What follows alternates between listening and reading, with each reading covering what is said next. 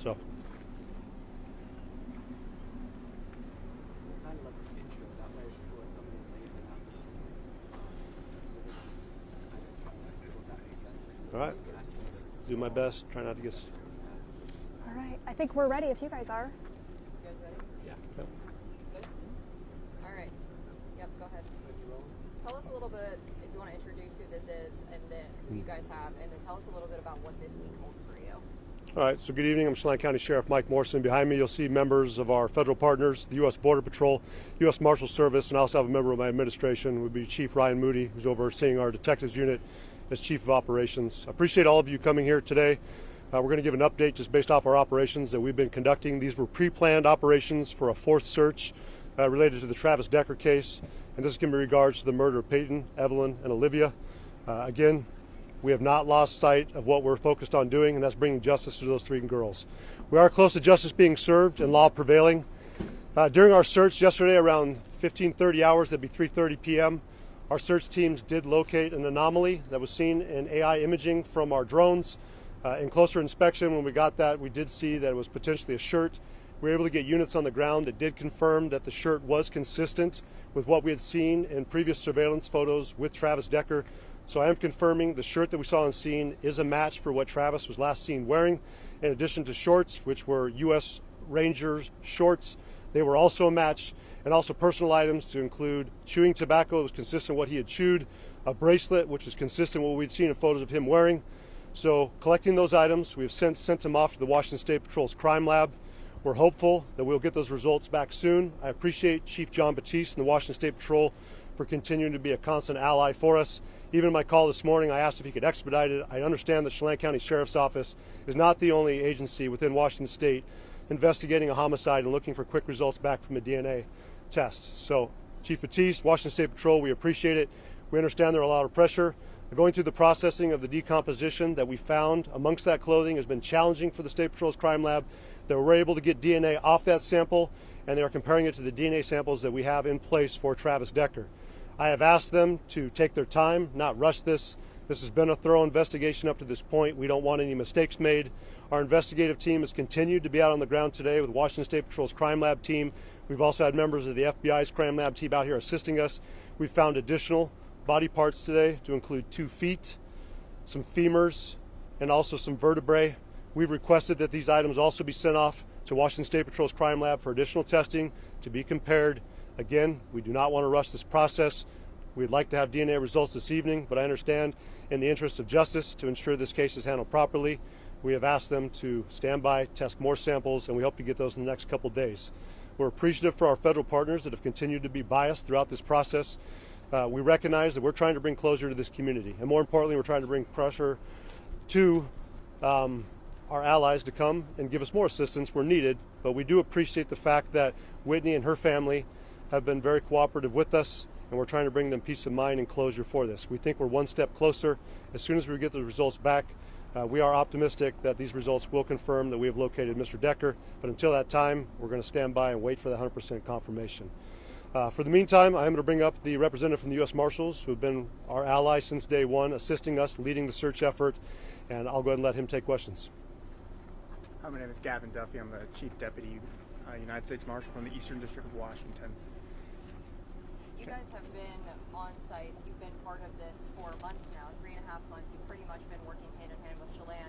Can you explain why it took so long to be able to find this specific spot? It's less than a mile from where that campground is.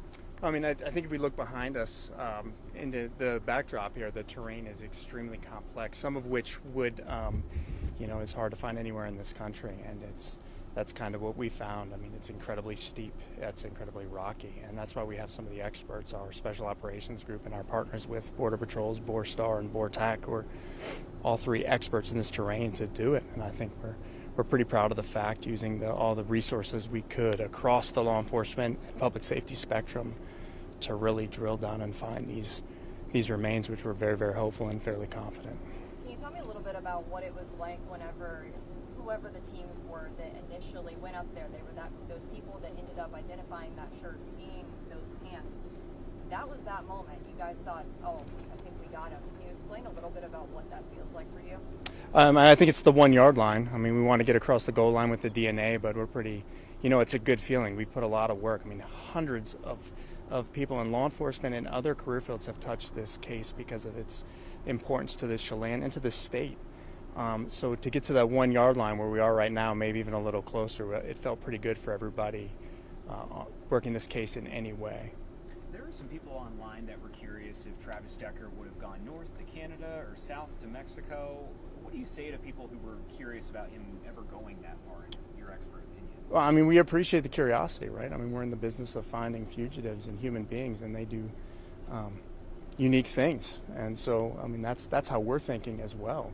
But we use fact-based policing, and we utilize our partnerships with other agencies, state, local, and federal, and we kind of narrow in on where we need to be looking. And for the most part, we're pretty successful most of the time. Is this search in that area wrapped up? Is anyone going back up to that site at all? At this point, no, we're going to shut it down for the night. But if something changes, then we'll be right back to it. And then we're on to the next case. And if there's another case in the mountains, I'm pretty confident Border Patrol will be with us. And we'll be back at it with the state police and specifically the Spokane County Sheriff's Department as well. Based on the evidence found there, if it is Travis Decker's remains, did it look like someone had been camping there a while or someone on the move? Ma'am, I don't really have the answer to that specific question. Can you tell me a little bit about what, say, the next few days looks like for you? Is this something that's going to be more searching, more field work, or is this just now waiting for that DNA evidence? I think it's a lot of waiting. How does that feel? You want to be, again, you want that 100% confidence in what we're doing, and in this situation, because of DNA, we can get there. But I think we'll be looking at our phones, but moving on with the rest of our weekends and traveling back to wherever we're from. Can you tell me a little bit about the condition of those bones and those pieces that you found? Were they gnawed by animals? Is that something that seemingly disturbed up there? Ma'am, I really don't know the answer to that, nor would I be an expert on that matter. Fugitives I can help with, but anthropology I'm a little limited. Can you say whether a firearm was discovered with Mr. Decker? I do not believe there was, no. Any hint of foul play there, just based on an initial look at the scene? Again, as an experienced fugitive investigator, I'd leave that to the homicide investigators and the very qualified Chelan County team.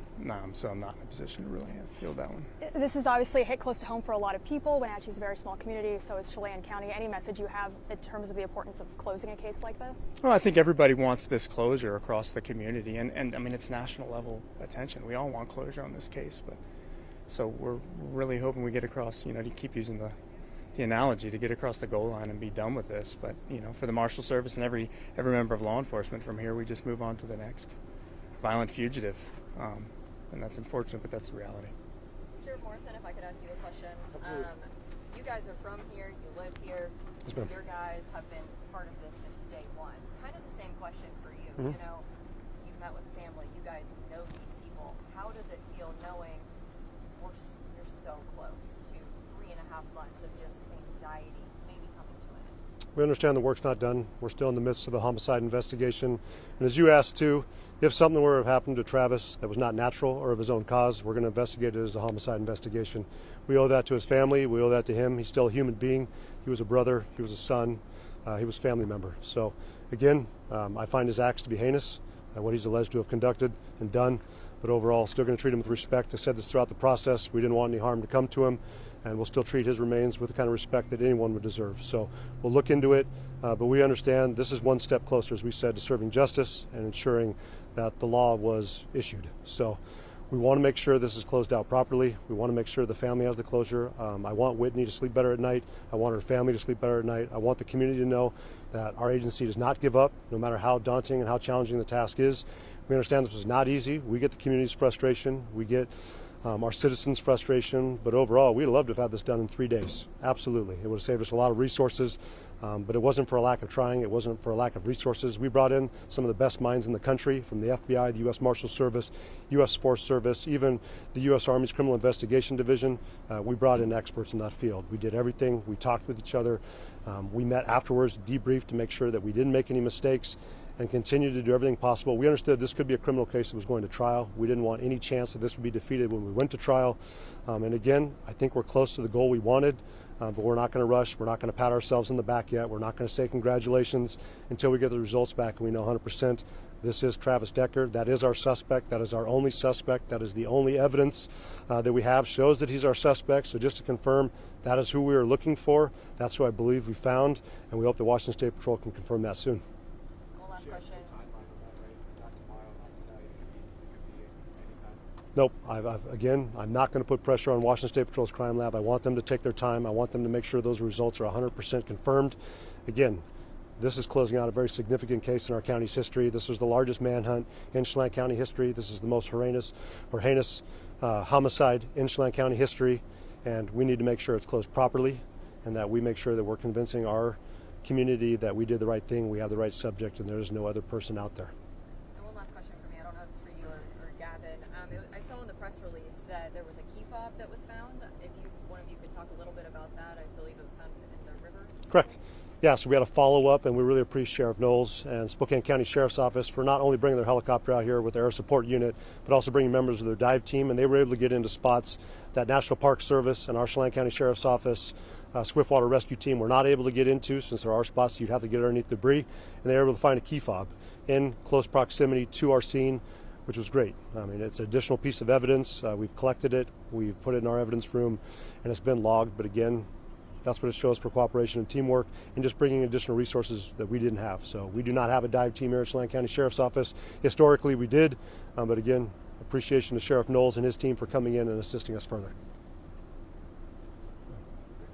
All right, appreciate everybody. Thank you, Sheriff. Thanks. Appreciate it. Have a good night. So we're actually going to come right back to on camera with me. I want to kind of wrap up a little bit of that press conference. If you were just joining us, then we of course are talking to the Chelan County Sheriff's Office. Do you want to do a package or a VOSOD? In person, since we've gotten a lot of those details from If you work on yesterday. So everything else, I'll just find new bites from the sheriff, but everything else can be the same. no